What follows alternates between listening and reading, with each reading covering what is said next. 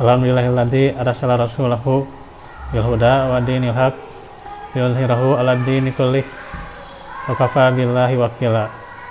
Asyhadu an la ilaha illallah wahdahu la syarikalah wa asyhadu anna Muhammadan abduhu wa rasuluh alladzi la nabiyya ba'dah.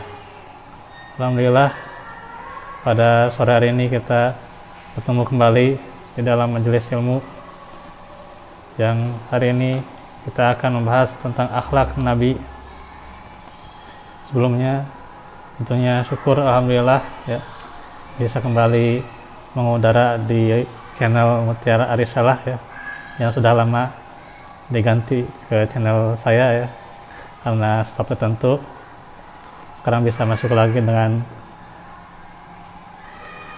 platform yang baru ya, karena pakai platform yang ini gitu ya, ini agak nge-lag gitu ya, udah dengan yang baru ya, yang mudah-mudahan tentunya bukan hanya mengambil itunya, tapi bagaimana intinya adalah semangat menuntut ilmu ya.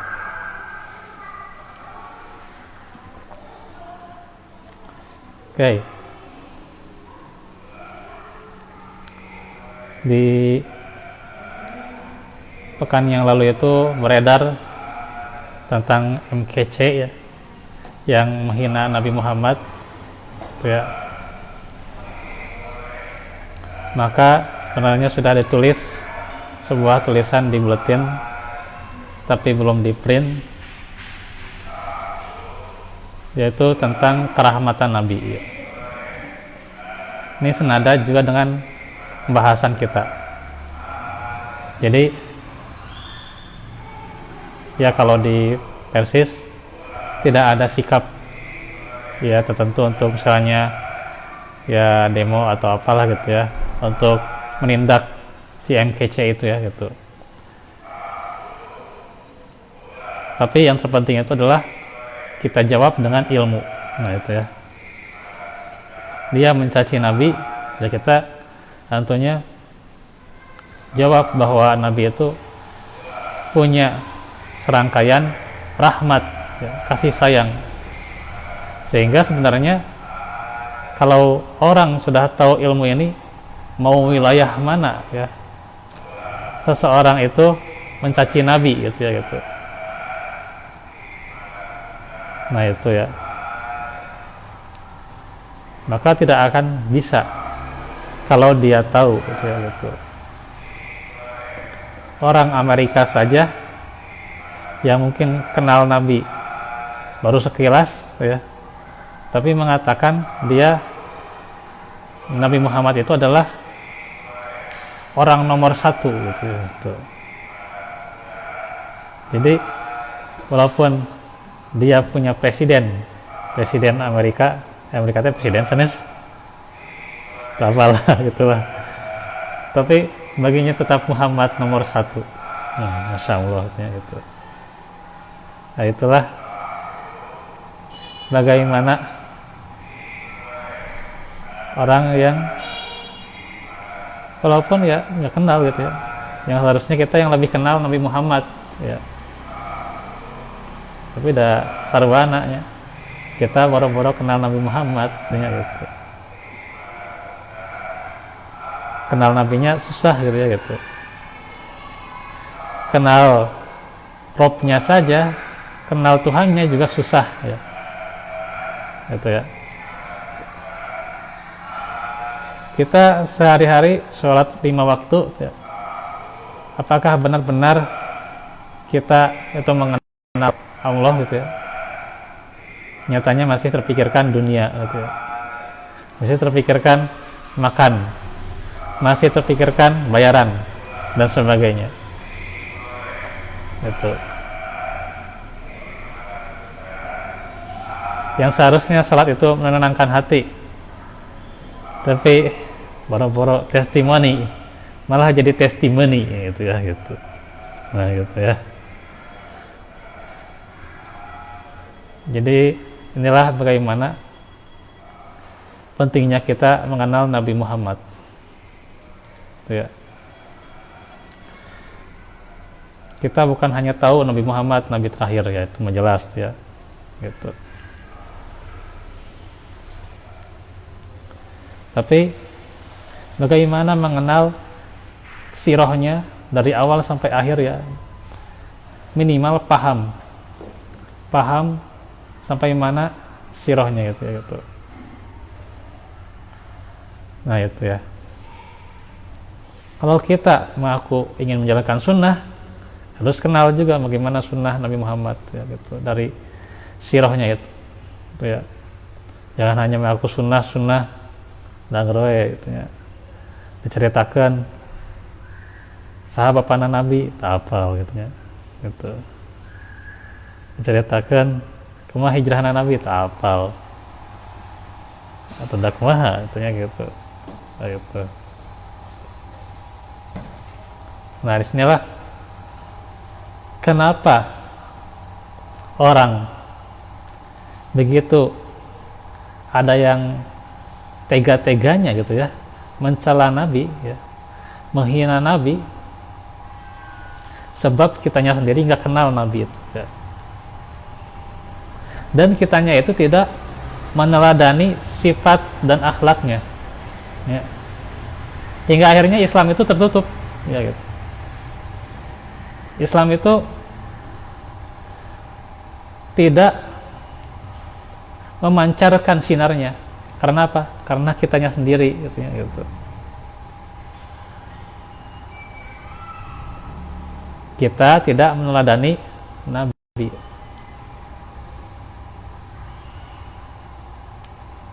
Sehingga ada mereka yang menghina Nabi ya, kita kadang karena ketidaktahuan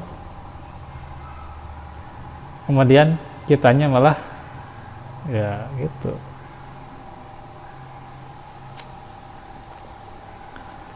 Nah ini yang pentingnya kita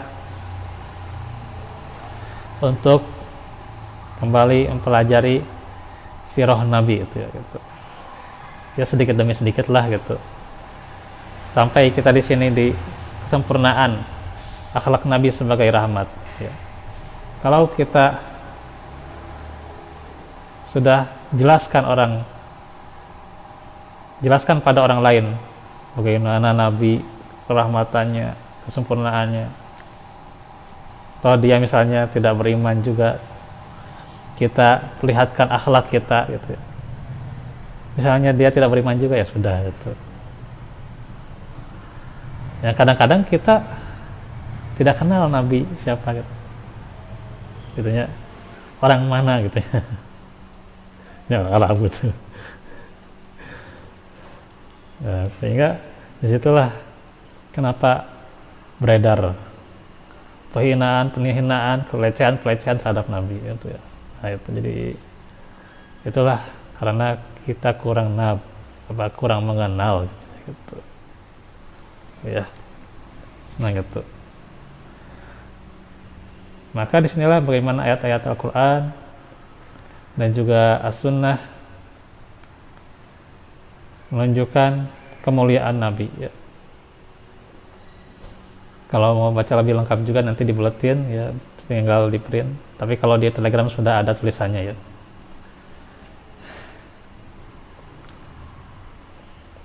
Bahwasanya menjadi ketentuan dan harga pokok dari Allah bahwa keberadaan Nabi Muhammad SAW atau pengutusannya sebagai Rasulullah adalah untuk menyempurnakan akhlak ya. Nama itu liutamima makarimal akhlak tuh. Jelas ya, untuk menyempurnakan akhlak ya, untuk memperbaiki akhlak manusia. Karena itu beliau juga diutus saat manusia sedang jahiliyahnya gitu.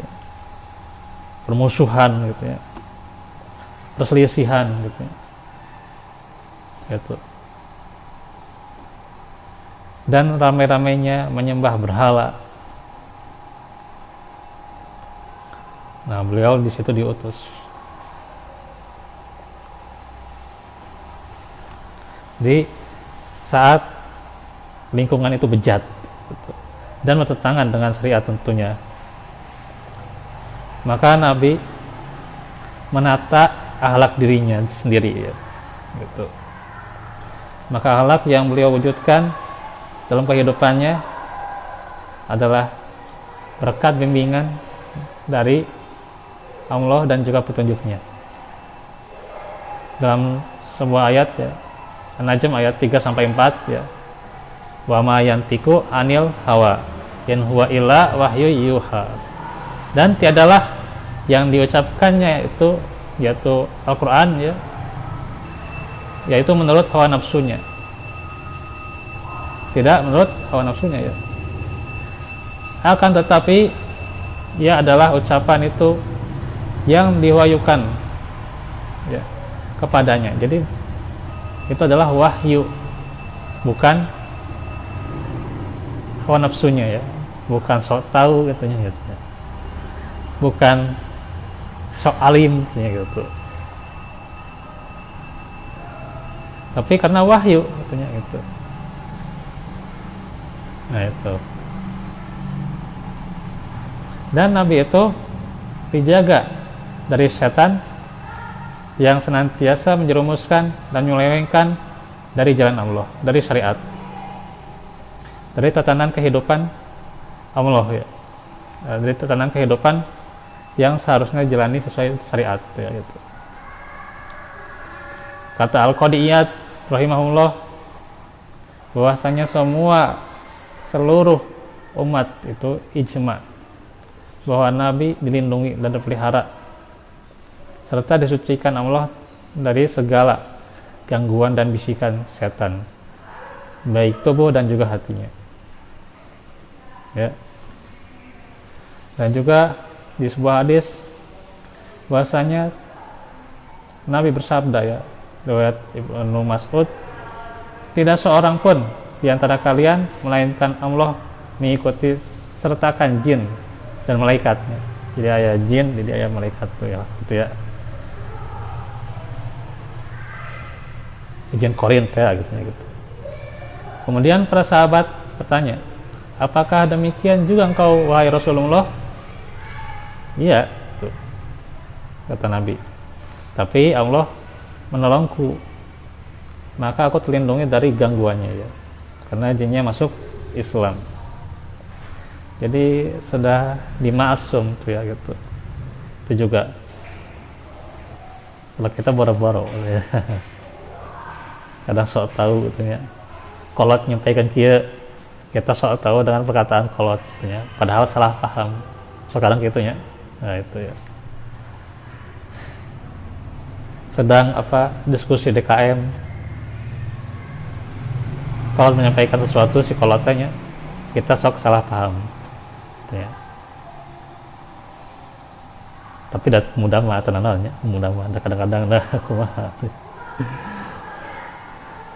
dah gap antara si pemuda jeung kolotnya sejauh kayak namanya itu enak ceramah naon ceramah itu ceramah alus-alus mudah keneh gitu kan, sok si anu nanti disalahkan wae gitu naon cenah si imam mudah keneh gitu nah gitu. Si anu disalahkan wae gitu. Padahal si pemuda teh lebih hade gitu. Si kolot nya baca Qur'ana pabaliut. Nah itu gap si kolot dengan pemuda itu udah jauh lagi sekarang gitu. Seharusnya tidak seperti itu ya gitu. Giliran pemuda nu salah, wah pemuda nu disalahkan tanya. Si kolot tidak mau introspeksi gitu ya. Punten ya, sanes anggo goreng kolot. Tapi ini kenyataan yang pernah dialami itu ya. Gitu. Ada di sebuah sekolah misalnya, si kolotnya itu udah lama gitu ya. Si pemuda ini baru mengajar. Dan si pemuda juga banyak kegiatan gitu ya gitu. Suatu saat sebenarnya dia izin ke kolotna misalnya jadi ya, itunya. Jadi pembina anak misalnya. Nggak tahu gimana gitu ya. Kejadiannya si kolot kalahkan nyalakan pemuda. Kejadian dan juga nyata sebenarnya ya. cenah si pemuda jadi jarang komunikasi, cenah jarang koordinasi, padahal awalnya dia komunikasi pada psikolog gitu ya. Pak, saya pada namakan online punya, saya pada ya Zoom jam sekian, sudah dikasih tahu si kolotnya, si kolot gerak, oh si umat tuh izin, padahal tos izin, nah eta miskomunikasi itu ya, cuman si kolotnya si kolot sangat baperan gitu ya, terus ilmu naseetik gitu ya. Nah disinilah perlunya kita terbuka gitu. Nah Islam itu tertutup dengan hal-hal yang kecil seperti itu. Makanya, masih ada yang melecehkan Nabi, menghina Nabi. Enggak, kita emang akhlaknya terjauh daripada gitu. Boro-boro mewariskan akhlak mulia gitu ya gitu. Kaum muda kita saja itu sudah wah gitu ya. Ngomong kancing complok itu luar biasa gitu ya gitu. Bukan hanya di sebuah motor atau apa gitu ya. Kita kadang saja di ormas Islam itu masih ada pemuda itu ya. Itu ya. Saya nggak akan cerita pemuda mana gitu ya. Itu masih ada itu, hese gitu. Terus kebiasaan, ya sudahlah gitu. Mudah-mudahan keneh berenya. Mudah-mudahan kayak berubah gitu ya. Atau ngasih coplak koya tuh. Istighfar atau ya, alhamdulillah subhanallah gitu ya, insyaallah gitu yang ada rasanya pemuda zaman sekarang itu ya gitu. Nah itu karena kayak gituan Islam itu jadi tertutup, sinarnya tidak menyinari seluruh jagat raya gitu ya. Nah itu karena apa? Karena kitanya sendiri gitu ya. Tuh. Nah beda dengan Nabi gitu ya. Nabi itu akhlaknya mulia, akhlaknya karimah, terpancar, bahkan acungan jempolnya, sanjungannya itu dari Allah tuh. Dalam sebuah ayat dijelaskan wa innaka la'ala khuluqin azim, surah Al-Qalam ayat ke-4 ya gitu. Dan sungguhnya engkau berada dalam akhlak yang agung gitu ya gitu. Dan Nabi juga sebagai revolusioner ya, dan orang yang senantiasa menata akhlak ya, dan juga menata umat dari akhlak yang bejat, akhlak jahiliyah, ditata menjadi akhlak yang mulia. Para sahabat gitu ya, wah asal nasi Umar bin Khattab asal nasi sahabat Umar bin Khattab punya wah ketinggali gitu ya, kumaha kerasna gitu ya gitu. Tapi oleh Nabi bisa gitu ya, dengan dakwah Nabi gitu ya gitu.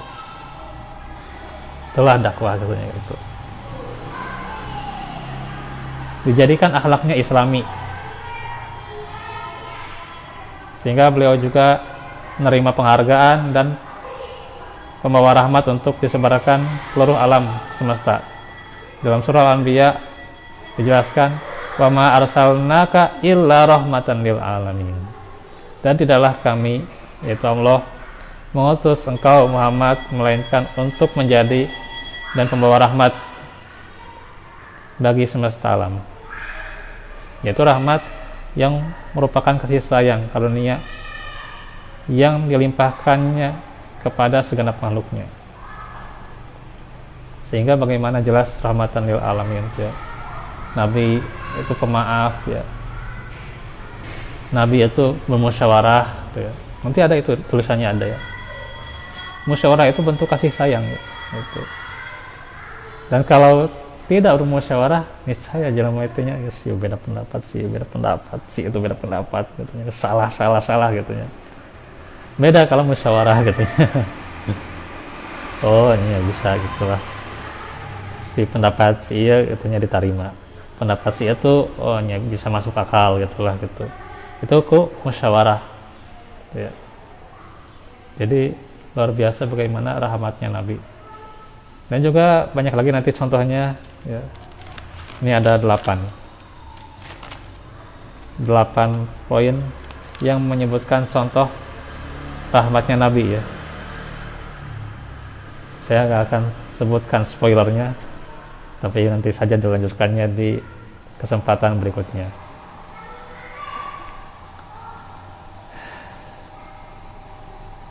Begitu saja dulu ya, karena waktu sudah mau mendekati itu ya, apalagi harus ada melakukan perjalanan dulu tuh ya. Oke, kita tutup saja. Walafu minkum wallahu fikum. Rabbana atina min ladunka rahmah wa hayyi lana min amrina rasyada. Rabbana hab lana min azwajina wa dzurriyyatina qurrata a'yun waj'alna lil muttaqina imama. Rabbana atina fid dunya hasanah wa fil akhirati hasanah wa qina azabannar. Subhanaka Allahumma bihamdika asyhadu an la ilaha illa anta astaghfiruka wa atubu ilaik. Alhamdulillahirabbil alamin. Assalamualaikum warahmatullahi wabarakatuh.